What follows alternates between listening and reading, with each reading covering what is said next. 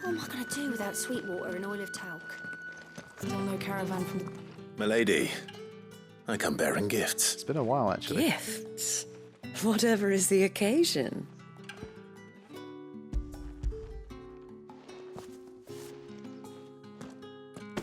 Oh my. Clive, you really have outdone yourself. Otto asked me to give it to you. To settle the Hideaway's debt with the Veil. And to compensate you for the time it took us to do so. You disappoint me, Clive. I thought you might finally be warming to me. Tell Otto he can keep his baubles. I tried to tell him as much the first time around. The man owes me nothing, nor does the Hideaway. My contribution to the restoration effort was made freely and willingly. It was the least I could do. You once told me Sid did you a kindness. I'd like to do the same. Please, accept it. For my sake. And for Otto's. For all of us. For all you've done. It is rather fetching, isn't it? Very well. Otto is lucky to have you, Clive. I doubt anything could ever replace his son. But you and the others at the Hideaway are the closest thing he has to family. Otto had a son. Long ago, yes. Sid told me Otto lost him when he was just a boy, and blamed himself for not being able to stop it. I don't know how it happened, whether there was anything he could have done, but it was clear that it weighed heavily on him. I didn't know. How could you have? I doubt anyone did. Besides Sid, I've never met a man more keen to bear his sorrows in stoic silence.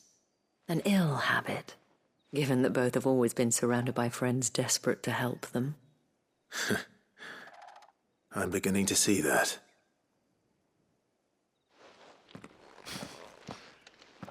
Go will want to know the stones were delivered. If he's still with us. But yeah, it was interesting, the fact that Otto has a son.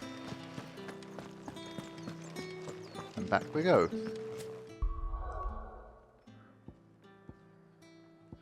This is the kind of thing where I feel like if they tried to do this on the PS4, probably these fast travels would have taken like 5 to 10 times longer, and it would have been a lot more frustrating. But it's pretty zippy thanks to the PS5. Is that the thing Tomes helped to build? Mid told me she was building a ship.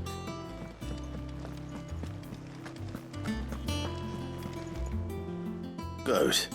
Still alive, I see. So Lady Karen accepted the ruby. Ah, about that. Give it to me. I tried my best, but she was just too stubborn to take it.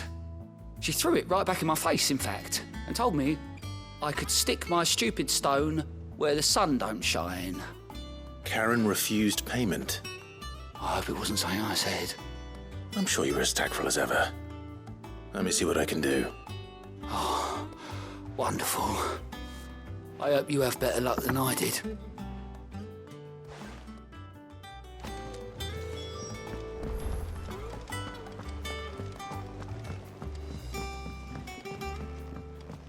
But yeah, it's a shame that Jill doesn't do a lot of these quests with us. She's kind of been left out the last like 4 or 5 hours. I feel like she's not really been a part of things, unfortunately.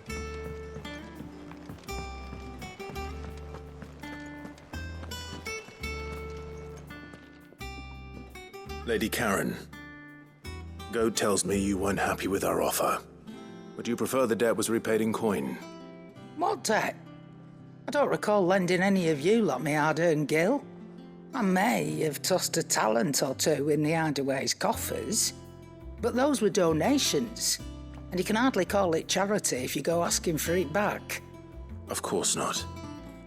But one good turn deserves another. And our circumstances have changed. Surely you wouldn't shun the gratitude of a pauper who happened to have become a prince. Oh, so you're a prince now, are you? Fine. But I'm selling it and taking what I'm owed, then you're getting the rest whether you like it or not. Sure. I'm happy to receive that.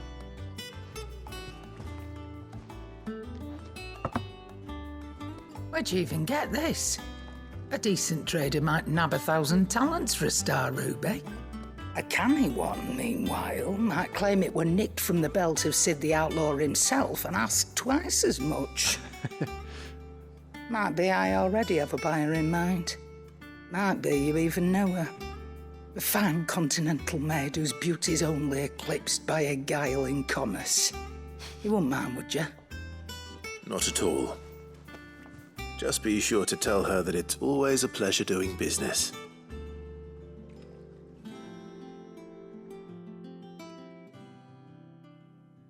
So, do I get the money? I hear you ended up delivering all 3 stones. Thanks to this lump. I sometimes wonder what I pay you for. Speaking of which, I still haven't been paid last month's wages. Oh, so you remember what's owed to you then? Get your ass behind that disc of yours and don't get up before those ledgers are square. Right away.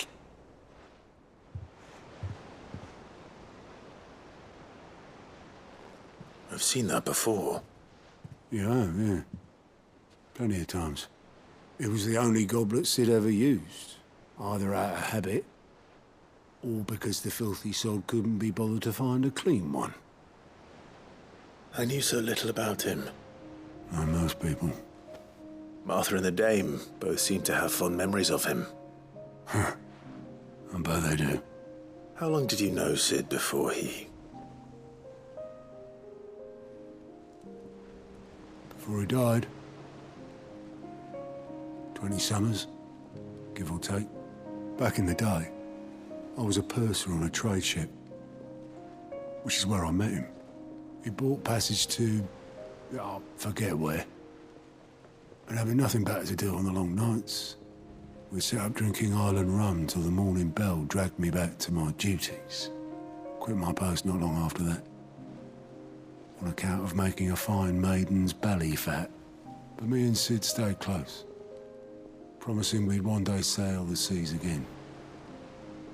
That was before fate stepped in and said she was having none of it.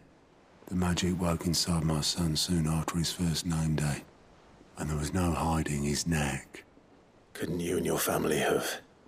My family were the ones who summoned the constable, wanted the monster taken away. I couldn't turn my back on him, forget what I felt, and I couldn't for the life of me understand how they could. Luckily, Sid was of the same mind as me. It was him who stood beside me when all I wanted was to tear the whole world down. Him who cried for me when I had no tears left of my own. Him who swore he'd do everything he could to stop it from happening again. And he was true to his word, too. Left the Royal Army once and for all. His ranks, his ribbons, gone. Just like that. Threw away everything he had. All to right a wrong that no one else had the courage to face. I knew then I'd follow that man to the ends of the earth. Well, that got me a bit emotional. Flashback.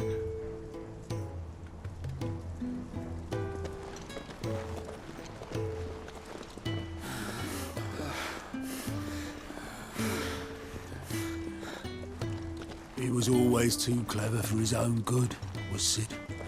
Saw the world for what it really was, while the rest of us were content to go along with the lie we were shown. And it can't have been easy, bearing that burden alone.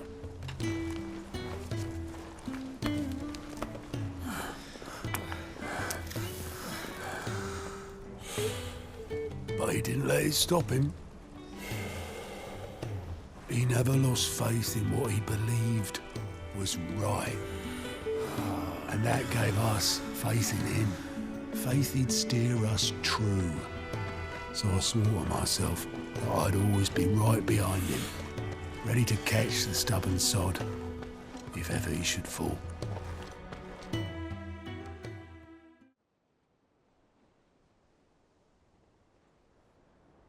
But I couldn't even do that.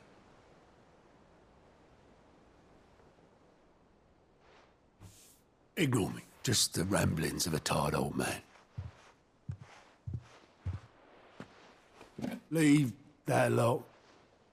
I'll tidy it up in a bit.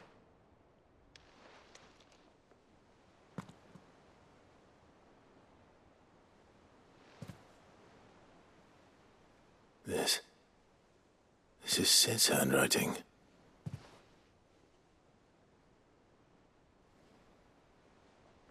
Dear Otto.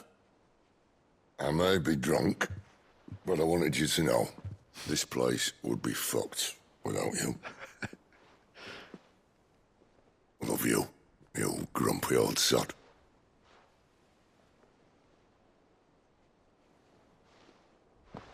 This note. What about it? Sid was right. Without you, we'd all be lost.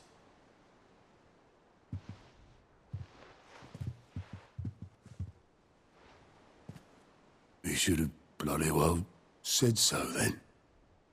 Just once. Before he went. But then, why would he? Him, or anyone? I'd only have told him to piss off.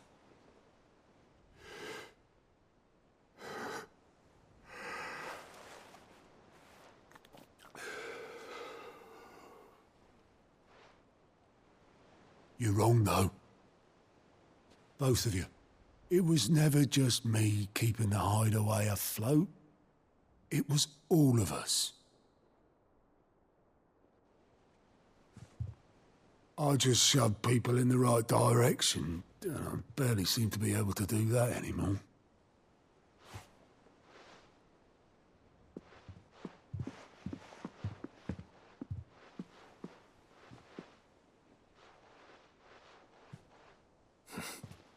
Would you rather go at the helm? Well, maybe I've got a few more years left in me. I'm going to hold you to that, Otto. Before you go, Sid would have wanted you to have this. But that's... This'll do me just fine.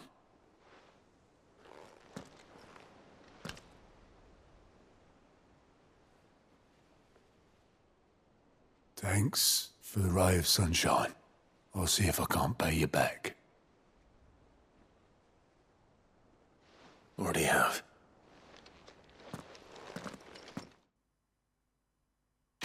Wow. Now that is how you write a side quest. How good was that? I won't have it said that I'm a poor host, Sid. Seriously, how good was that? I swear to God, anyone that didn't like that particular piece of dialogue there with Otto, you're out of your mind. That was really, really good. And to me, that is how you produce a quality side quest. Because it started with something so silly and innocuous where this idiot ended up making a mistake and it's like, we owe 5 million gil to 3 of our supporters. And I don't think anyone predicted it would have ended with a story like that from Otto. That got me emotional, man. And seeing someone as like stoic as Otto tell that story, and even despite his stoic stance and his voice and all that stuff, you could really hear the emotion behind it. And it just further reinformed what a bond and friendship they had, and what a leader Sid was. Like when he said I'd follow him to the ends of the earth, I really felt that. That was really powerful. So surely, again, I literally said this today, we need a bloody Sid DLC. There's got to be a Sid DLC. Sid is more than good enough to run his own Told me she was building a DLC ship. story. He could have run this game if he really wanted to.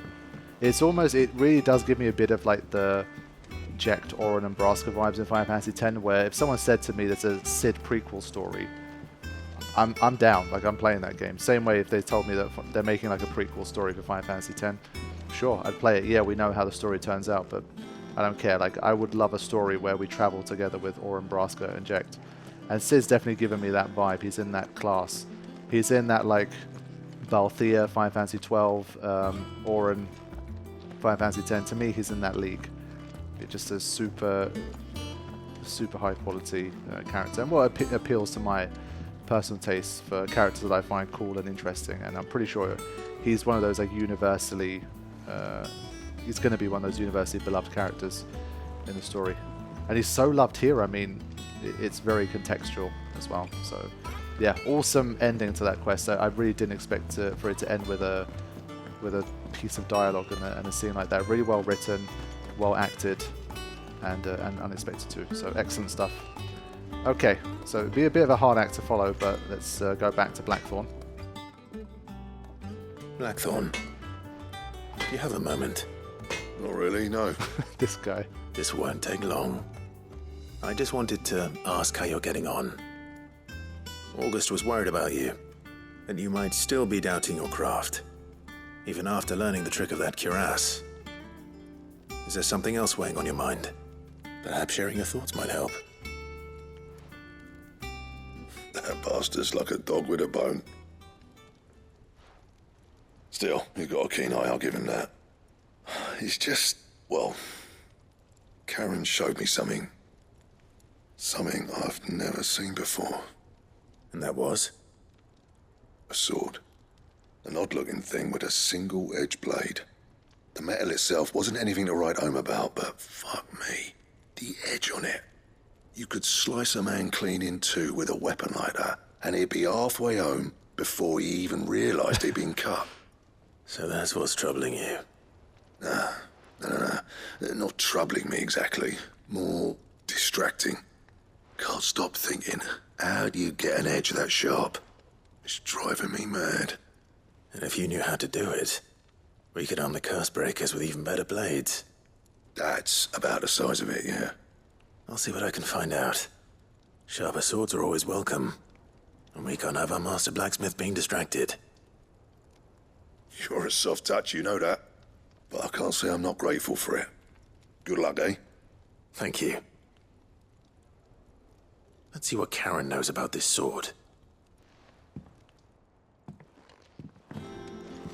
Yeah, we've gone from a more like emotional kind of quest to something that's a bit more practical and that's going to be useful for us, which is also an important aspect of side questing. You're looking well, Karen. What you want? Out with it. I want to know about the sword you showed Blackthorn. Single-edged and extremely sharp. Running around after him again, are you? I suppose I am, yes. But I need to help him find out how to work an edge like that. It's driving him to distraction. Little wonder, I suppose. There's not many like that make it as far as the twins, and those that do go straight into private collections. Which made it nice and easy finding a buyer. Can you tell me who bought it? Where is it now? You think I tell people who my clients are? Suppose you're not likely to go nicking him off me, are you now? Fine. If you stop mooning at me like that. Lord Ignac's the man you want. Dalmekian bloke. Collects weapons and the like. And he's got more money than sense, which is why he's one of my favourite clients. Reckon he'll still be at the inn in Dalamil, where I left him. Thank you, Karen. Oh, and he's a touch eccentric, if you take my meaning. I appreciate the warning. Alright, I'm going to head straight there. So it has been a bit of a big detour, but I think we've had some good stuff here. It's not made me miss the story too much. I'm always itching to continue the story, but if the side questing is generally good, either I'm being well rewarded for it practically or in terms of like dialogue, story, like fun stuff. People take notice of wealthy men. Shouldn't be too hard to track down Karen's collector. Drake's fang is gone. The whole mother crystal gone. What are we gonna do? Calm yourself. We don't know for sure. Listen, It could have just been a I've tremor. got this theory. The fallen, I don't think they all fell.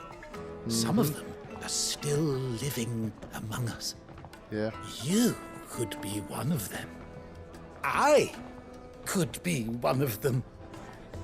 Yep. I think he's definitely onto something. Back again, are you? Any more trouble and you'll be barred for life, however deep your friends' pockets might be. All right, all right.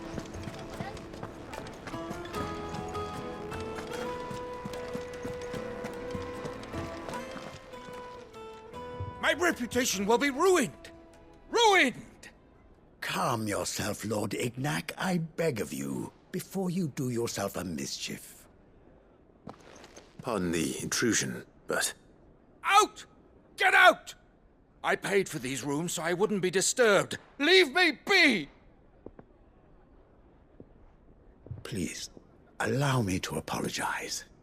His lordship is going through a difficult time, and he's never been fond of guests arriving unannounced. Radim!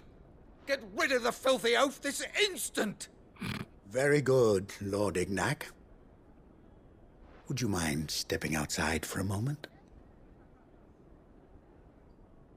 That's a good start.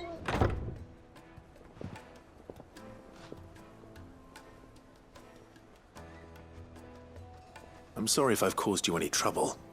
That? Oh, no. That's just how his lordship is. Though the morning's events have left him somewhat fractious. He has been dispossessed of his luggage, you see. The thieves also made away with a considerable amount of coin. Coin the innkeeper will soon be keen to collect. I don't suppose a certain blade was among the stolen items. A single-edged sword. It was purchased from a merchant friend of mine. Ah, you know Lady Karen. Yes, I'm afraid it was. Then I'll retrieve Lord Ignac's luggage. But I have one condition. You have but to state it. You are welcome to anything that is within my power to grant. I want an audience with Lord Ignac. A few minutes should be enough. Then I'll be on my way. A condition I would be a fool to refuse. Of course, you shall have your audience. I don't suppose you saw where the thieves went. I did not, no. Though some discreet inquiries made on his lordship's behalf mean that I know where you might find them. The bandit's bed. Every ill-gotten coin in Dalamel is said to pass through that disreputable corner of the Valcroy. And that's where I'm heading. I shall speak to Lord Ignac in your absence, and arrange for an audience upon your triumphant return. That will be very kind of you. Farewell, and best of luck. Okay. Do we have a closer... Yeah, we'll take this one. See what we can do. It's been a while since we went chocobo riding, so let's do that. Missed Ambrosia. Fly, Ambrosia. I still think they really dropped the ball on not having a chocobo theme. And it's another thing, I have not heard or seen a single person that's mentioned this so far. I've seen like hundreds of tweets about the game at this stage. I've spoken to tens of people about the game. And not a single person has said, yo, where's the chocobo theme? I don't know. I'm sure the comment section now for this video will be filled with people who thought the same thing. Hopefully, because I think it's not a small deal, man. You've got to have a chocobo theme. You just have to. Especially here, like, you're telling me you can't have a chocobo theme here in this location right now. There's just no way. So yeah, definitely a shame. And a strange omission, I think, at this stage. I really thought, like, initially, contextually, like, it just wasn't the right tone. And I get that, but it doesn't seem to be present at any point in the game. I'm really hoping by the end, it makes an appearance somehow. But if it doesn't, I will be a bit annoyed. And when talking about the soundtrack, overall, I will mention it is a small, albeit small, negative mark against the soundtrack, I have to say. Like, it's your first ever mainline Final Fantasy composition, you have been given the honor of having your first mainline Final Fantasy chocobo theme when you don't have one. It's like, how? How's that possible? Anyway, let's get down to business. We've got company. Come on, lads, let's tear the bastard's head off. Interestingly, we have a lot of spell casting here.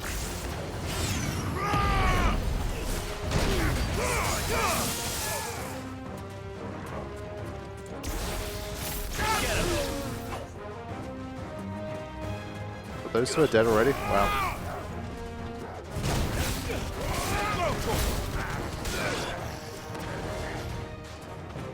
Okay. The Innkeeper, huh? Let's start with some of this, Mr. Innkeeper.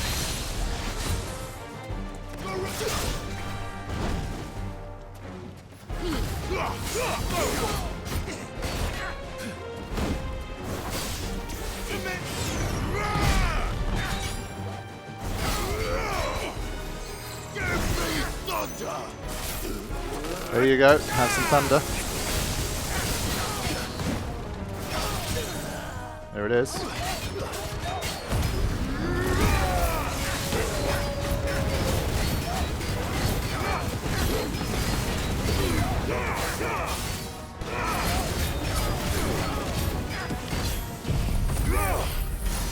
Yeah, the fire. Ah, it just ran out.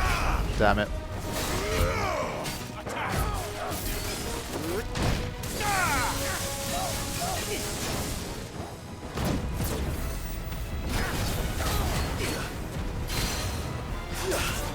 Down you come.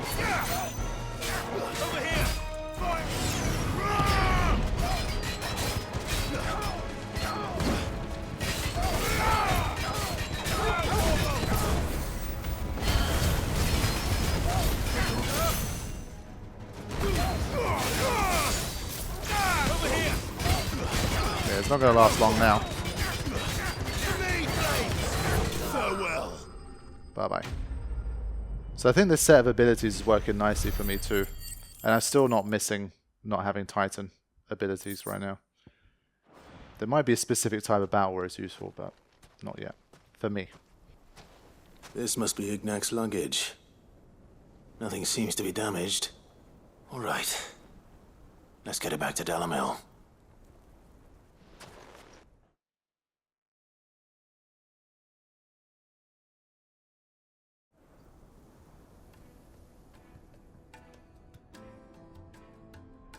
I hear I have you to thank for the return of my effects.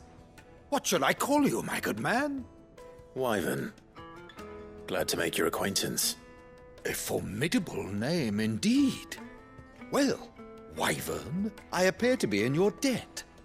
Redeem here tells me you wished for an audience. Is that all? A few moments of your time should suffice, yes. You're a peculiar fellow, Wyvern. All right. Speak. Master Wyvern was wondering if you could tell him about a certain single-edged sword you recently acquired. Oh, a true work of art, that one. Karen drove me hard on the price, but I would have sold her Radim here to get my hands on that sword. Right. It was made in the Outer Isles, far beyond the Twins, and is used exclusively by the practitioners of a unique school of swordsmanship. They believe no combat should ever exceed a single strike, and hone their blades to such perfection that none ever does. Each sword is made for that one perfect stroke, and for that stroke only. They crack upon a second blow. There's a brutal sort of beauty to it, really. But how do they hone such an edge? Fine question. Why, they use a whetstone, of course. Whetstones, rather. A whole array of them, ranging from the coarse to the fine. 10,000 licks with the sharpening stone, then 10,000 more. But it is the final stone which lends the blade its legendary sharpness. A mineral quite foreign to this great realm of ours. And that is the key. The secret ingredient. Wyvern, it occurs to me that my little lecture is hardly equal to services rendered. Take this, together with my regards. The very stone of which I spoke, far rarer among collectors than even the blade itself, and a far more fitting payment. Thank you. Pardon the intrusion, my lordship. However, it is long past time we prepared ourselves to depart. So it is. I am locked in bitter competition with a rival collector of curiosities. I am one step ahead of the unscrupulous scoundrel, but he is hard at my heels. Are there many other collectors out there? Too many to count, but only one do I consider my nemesis. Lord Byron Rosfield, and is a perennial thorn in my side. I can imagine. Farewell, Wyvern, may our paths cross again. Radim, we mustn't dawdle.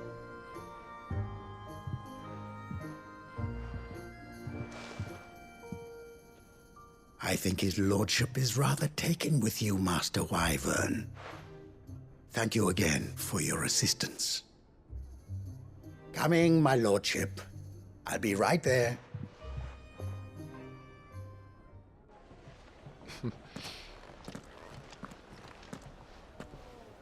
Trust Uncle Byron to find such an interesting rival. Now, let's see what Blackthorn makes of this whetstone, shall we?